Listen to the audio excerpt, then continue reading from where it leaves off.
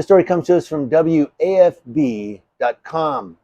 out of Massachusetts, and I just wanted to get your take on this one. This doesn't involve police or law enforcement or public officials, but it does involve something that I see all the time on Facebook and Instagram and YouTube.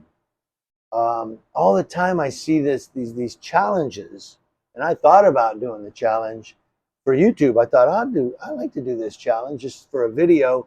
I don't know now, because a Massachusetts community is mourning the death of a 14-year-old high school student who police said died the same day he participated in a social media trend known as the One Chip Challenge.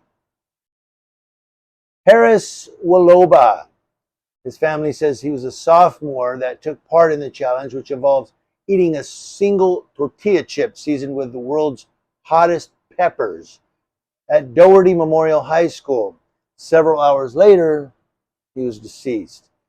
Jonathan Slavinskas, the pastor at St. Bernard's Church, prayed with the family following the unthinkable loss. And the pastor said, it just pauses you for a moment. It makes you question what is going on. How did this happen? No one wants the weight of this pain upon their hats, and yet they have the weight. Officials say it's too early to know if eating the chip contributed to Harris's death, but doctors say when people ingest capsaicin, I say that right, capsaicin, an ingredient found naturally in the peppers used on the chip, the side effects can be dangerous. And there was a story of a guy who did the hot wings challenge or the ghost wing challenge with buffalo wings, and it burned a hole through his larynx because it was so hot. I kind of believe that because I did the hot wing challenge. And I'm going to tell you what, man, it ain't no joke. I got through 8.5 of 12 wings. And the guy said, you know, you're one of the ones who's gotten the farthest. He goes, normally people don't get past 6 or 7.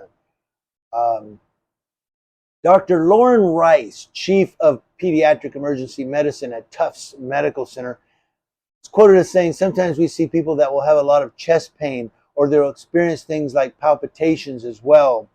So a whole variety of issues that we're seeing with this one chip challenge. She said they're seeing a lot of these issues with the one chip challenge. People are going to the hospital for this thing, man. Maybe it's good I didn't do it. The Office of Chief of Medical Examiner is working to determine the official cause of Harris's death. Now, as they begin processing, his friends, his basketball teammates, and his coaches are honoring his life.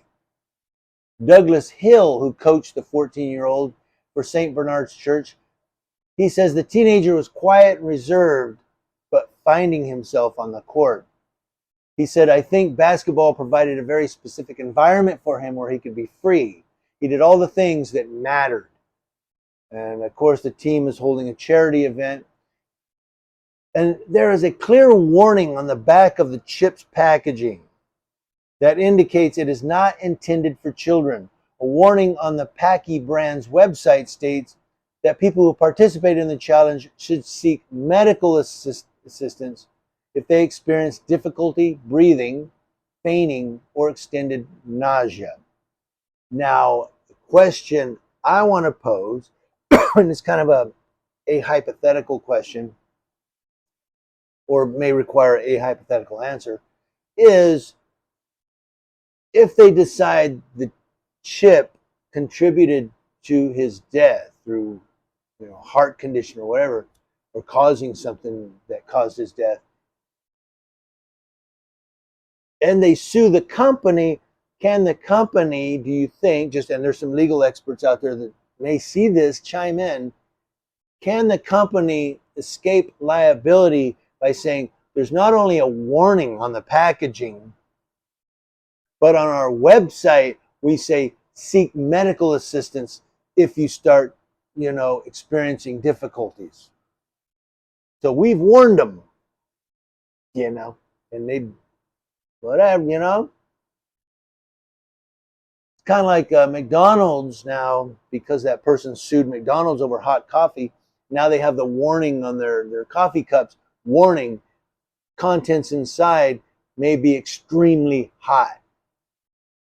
So then if you get burned, you go back to sue them. They go, we told you it was hot.